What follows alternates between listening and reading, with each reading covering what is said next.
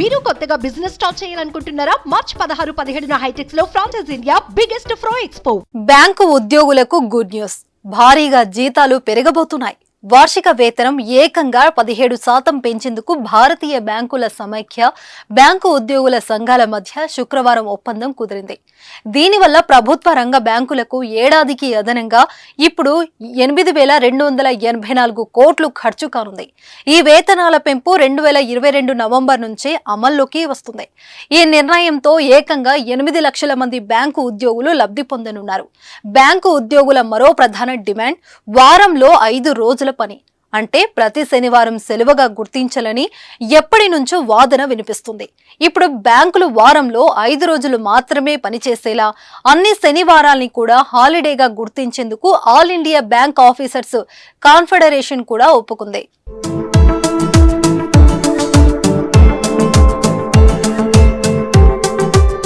ఇక ఈ నిర్ణయాలకు కేంద్ర ప్రభుత్వం నుంచి అనుమతి లభించాల్సి ఉంటుంది. దాదాపు ఇది ఖరారైనట్లే. అప్పటి వరకు కేంద్ర ప్రభుత్వం అధికారిక నోటిఫికేషన్ విడుదల చేయాల్సిందే. నోటిఫికేషన్ తర్వాత సవరించిన పని గంటలు అమల్లోకి వస్తాయి. ఇక 8,088 డిఏ పాయింట్లను కలిపిన తర్వాత సిబ్బందికి కొత్త వేతన స్కేల్స్ రూపొందించారు.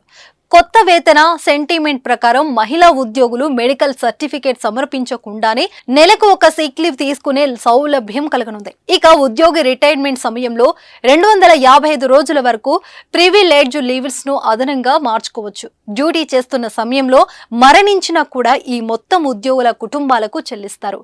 రిటైర్ అయిన ఉద్యోగులకు పెన్షన్ లేదా ఫ్యామిలీ పెన్షన్ సహా నెలవారీగా ఎక్స్ గ్రేషియా కూడా అందిస్తారు. 2022 అక్టోబర్ 31న అంతకు ముందు పింఛన్ అందుకునేందుకు అర్హత ఉన్న వారికే ఇది వర్తిస్తుంది.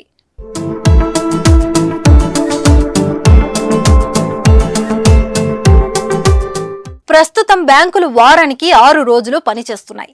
2, 4 శనివారాలు సహా ఆదివారాలు సెలవు ఉండగా, ఇక కేంద్రం నోటిఫికేషన్ తర్వాత ప్రతి శనివారం కూడా సెలవు ఉండనుంది.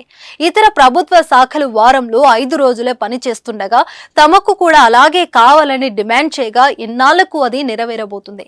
మరోవైపు కేంద్ర ప్రభుత్వం గురువారం రోజు ప్రభుత్వ ఉద్యోగులకు డిఆర్ఎస్ అలవెన్స్ డిఏ పెన్షన్లకు డిఆర్డిఎన్ఎస్ రిలీఫ్ మరో 4% పెంచుతున్నట్లు ప్రకటించింది.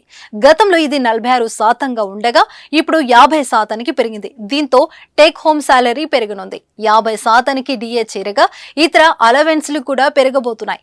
ఈ సమయంలోనే మరోవైపు బ్యాంకు ఉద్యోగులకు జీతం పెరగనుండటం, శనివారం కూడా ఆఫ్ ఉండటం ట్రిపుల్ ధమాకా అని చెప్పవచ్చు.